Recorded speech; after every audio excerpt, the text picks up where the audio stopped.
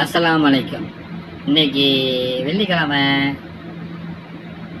Mutton biryani வெங்காயத்தை போட்டு அந்த பக்கம் இந்த பக்கம் மாற்றி மாற்றி அடித்து வறுத்து வச்சிடணும். அங்கிட்டு குக்கரில் மட்டனை போட்டு வேக வச்சாச்சு. ஆஹா, ரொம்ப தரமாக இருக்குது. இப்போவே சாப்பிடலான்னு தோணுது. பண்ணிக்கிட்டு இருக்கையில் மறுபடியும் எண்ணெயை ஊற்றி வறுத்துட்டு ஒரு சட்டியில் எண்ணெயை ஊற்றி வறுத்து இஞ்சி பூண்டு தக்காளி எல்லாம் போடணும். போடுமா வேணாமான்னு யோசனை ஆகிடுது. போட்டால் நல்லாயிருக்கும், போடாமல் நல்லாயிருக்கும்.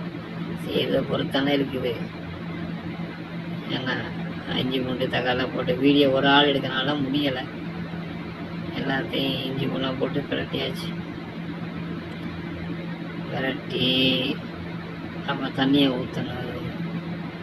எல்லாரும் தெரிஞ்ச விஷயம் தானே. இந்த சோறு டேஜி பாருங்கள், உடனே எல்லாமே ரொம்ப லேட் ஆகாது.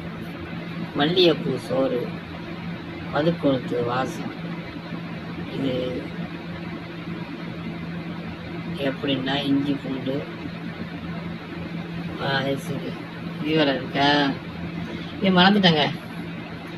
அது விட்டா எடுத்தனால சரியான இது தெரியாமல் போச்சு. சேர்த்துங்க, புரிஞ்சுக்கிறீங்க. அப்படி தாண்டி இந்த தண்ணி கரெக்டாக இருக்குது. 1க்கு 1.5 பாஸ்மதி அரிசியை போட்டு வேச்சு தம் அடித்து போட போகுது. அணிமுறை பயிரை மேலே மூடி போட்டுக்கிட்டு கொத்துவா முடிஞ்சு வந்து சாப்பிட போகிறோம். கொத்துவா முடிஞ்சு வச்சுன்னா மாம்பழம் பிரியாணி சலாடு எடுத்துகிட்டு வரல, வீடியோ எடுக்கிறேன். அதனால் இத்துடன் இன்றைய ஜிம்மா ஸ்பெஷல்